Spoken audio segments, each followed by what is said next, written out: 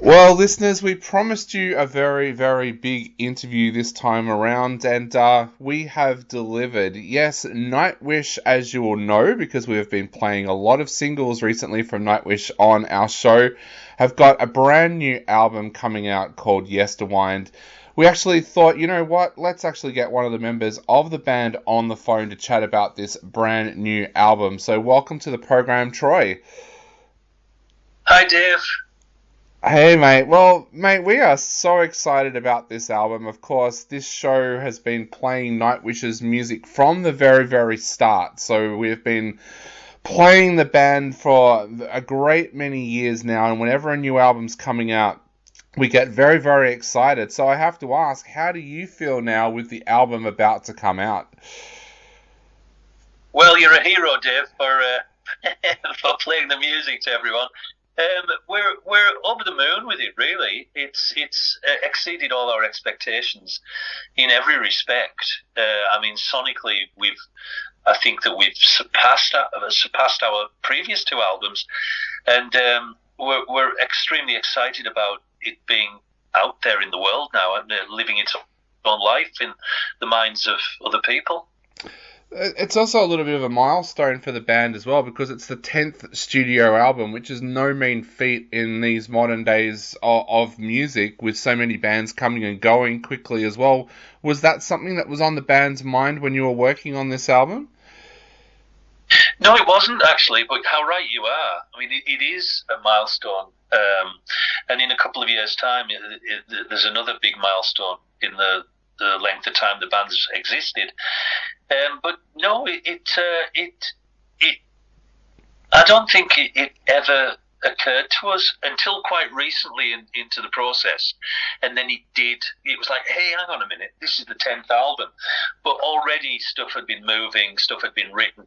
But because it's a 10th album, there are Easter eggs all over the album. Yeah. Little hidden nuggets of that fact that it's the 10th album. So yeah, the fans can explore that and see if they can find them. I'm sure they've got them all now, even before it's been released. Yeah, and of course this is also kind of rounds out a trilogy too, I understand. I think that was something that was talked about in some of the early interviews, that this album kind of rounds out a trilogy for the band as well. That's true. Even though we never set out to make a trilogy. It was our deep excitement in the subject matter. And funnily enough, get this, it's just occurred to me. We were in, Adelaide, actually, on the at the end of the Imaginarium tour. This would have been 2013, 2014, something like that. And it was there in Adelaide that we had the idea for Endless Forms Most Beautiful. Yep. And the idea of getting Richard Dawkins involved in that. And we were also excited about the subject matter, you know, evolution and natural selection and the power of the sciences. And we felt compelled to at least attempt to capture some of that enthusiasm in the record. So that happened down there in the Antipodes, and then from there on, we just felt that we hadn't finished with it. We thought, well, yeah, we've done natural selection and evolution, and now we want to. Where should we go? Well, human nature. Let's dive into that, see what we can do in there, and then, of course, after that, we still didn't feel like we'd had enough. Fools that we are. So then we thought, right, let's examine time. Let's have a look at time, and that's where Yesterwynde revealed itself to us. That's when we decided we would go for a trilogy, and here we are. Definitely. So time as a subject that throws up so many different curveballs and spots you can go, whether it be real life or going into things like time travel and things like that. Yeah. Tell us a little bit about that journey. What was that like, trying to kind of write an album around the notion of time? Well, it was an inspirational moment of seeing remastered, frame adjusted, and coloured ancient film from the 1890s, old Victorian footage that had been cleaned up and looked like it had been shot yesterday. So myself and Thomas, we were extremely affected by this and moved by it, and thought this is a subject that we really need to explore. The time as in the connection to history, and time as in connection to our ancestors, and the way it makes you feel to see that when all of the baggage of written history and family history is stripped away, and you actually see time for what it really is in a linear fashion, and you see it displayed to you as film. Did you see the film They Shall Not Grow Old by Peter Jackson about the First World War? Yeah, I was just going to ask you that as well. I was going to ask you the exact same question, but because we also had some weird footage here recently here in Australia. Here in Melbourne, we have a very famous railway station called Flinders Street Station, which is kind of the centerpiece of the city. And a couple of years ago, somebody colorized some footage of a newspaper boy selling newspapers from outside the station from the early 1900s, and it just looks so strange because I walk past that station probably 3 or 4 times a week, and to see it from the 1900s in color to what it looks like today, and to see the people's reaction to a camera is just amazing. Is that the kind of amazement that you guys had as well? It's the exact same effect.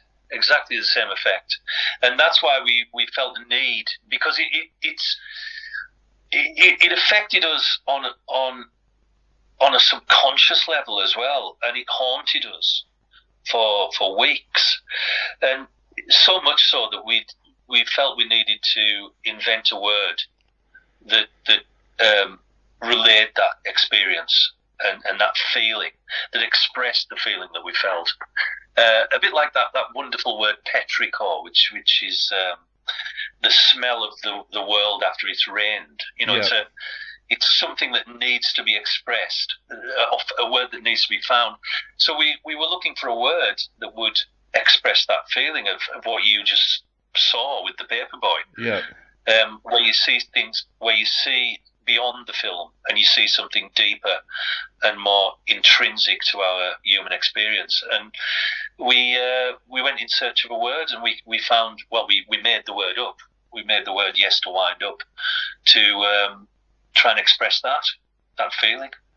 Was it a difficult writing process for the band, or was it something that kind of flowed quite freely once you had that grasp of what you wanted to achieve? Well, you see, dear old Thomas, our keyboardist, he wrote the songs for Yesterwynde. Thomas is the songwriter, main songwriter. But it's like, metaphorically, it's like he carries the baby for 9 months, and the rest of us deliver it and clothe it. And we clothe it and we feed it. So it's very much a case of, he brings the raw songs to the band, and then we arrange them. And we colour the songs, but all of the songs were very closely realised between us from day one.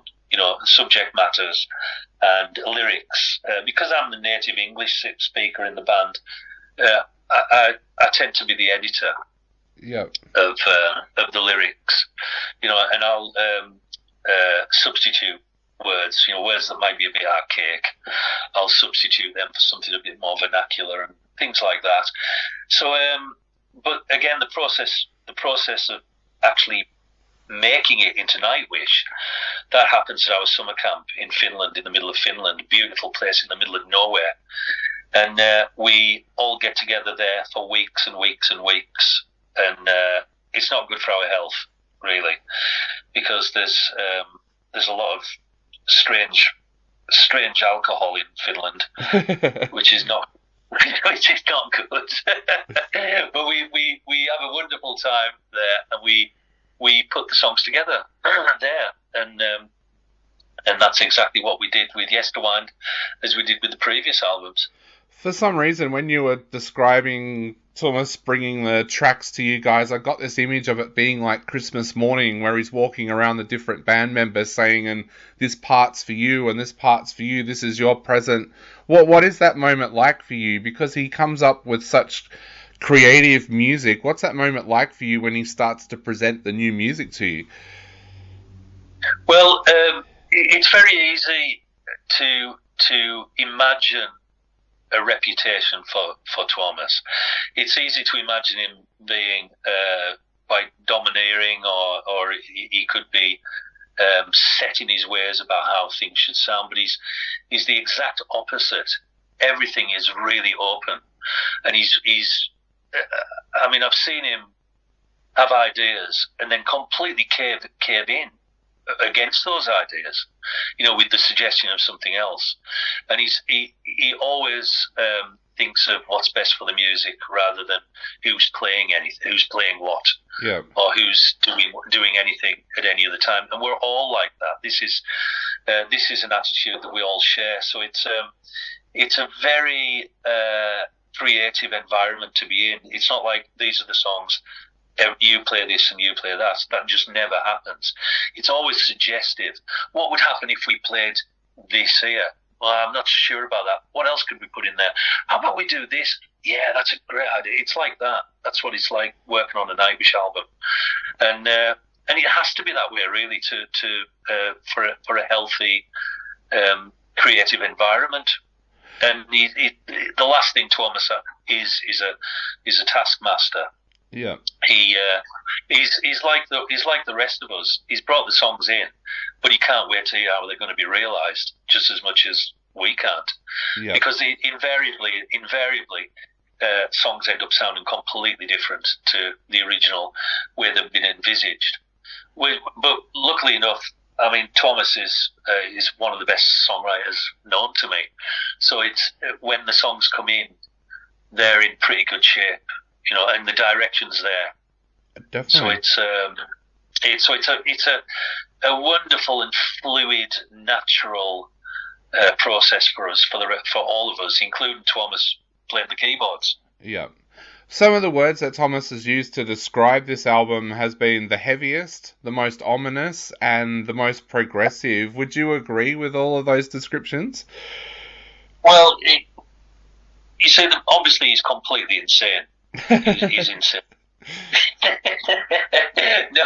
Not at all. No, he's right. He's right in some respects, but it depends how you define heavy.